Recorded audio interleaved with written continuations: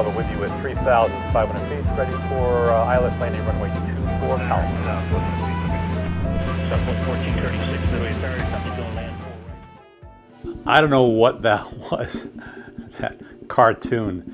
I can't help, as AI becomes more and more sophisticated, I keep seeing AI technology, and my response is, oh, we could really use this in Jetset. And so this AI, this is Google Lens, I think, the AI model, it's video to any style. In this case, it was Pixar. So I thought I would play around with that. Speaking of AI, AI is a topic or part of today's lesson. Canva is crazy. Canva has gotten so good with image generation, and it's so affordable. I'm using an app, and you can reality check me on this with the Pro version. I think you get 500 generations per month.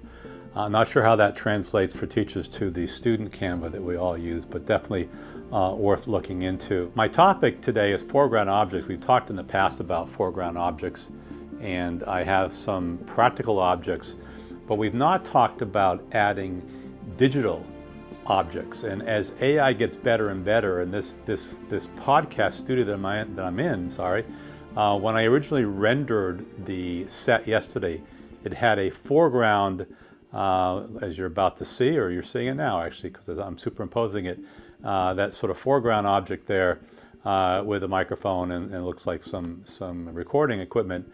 I thought, well, why not add that as a separate element? And I'm going to show you how I did that. In fact, let's do that now. Let's take a look at how I added that foreground element using some green screen, then we'll come back. My first thought when I rendered this podcast studio in Canva was that I will need to get rid of the microphone, desk, and the other items in the foreground. But then it occurred to me that they might be worth saving. I tried to use the background removal tool in Photoshop to automate this, and advanced Photoshop users might have another solution, but I went a bit old school and simply extracted it manually. One cool thing though is that I was able to use Photoshop's generative fill feature to repair some of my sloppy work, and in this case smoothen out the microphone foam windscreen and straighten and clean up the image in a few places. Once the foreground is extracted, I add it to a new 3840 by 2160 pixel transparent image and fill the blank space with green. I export this new image as a JPEG and transfer it to my iPhone. This is important because we'll re-render this image in the Jetset app using our in-phone render feature. For more info on how to re-render, please see episode number 75, and I'll put a link to this episode in the description. And we are back. This set, by the way, this Canva inspired or Canva created set is in our video library. Send me an email, broadcastdoug@gmail.com, if you would like unlimited access to the 4K, 6K, 8K images. Coming up on 300 or so, I believe, right now. So please drop me an email and I will set you up with free access to that.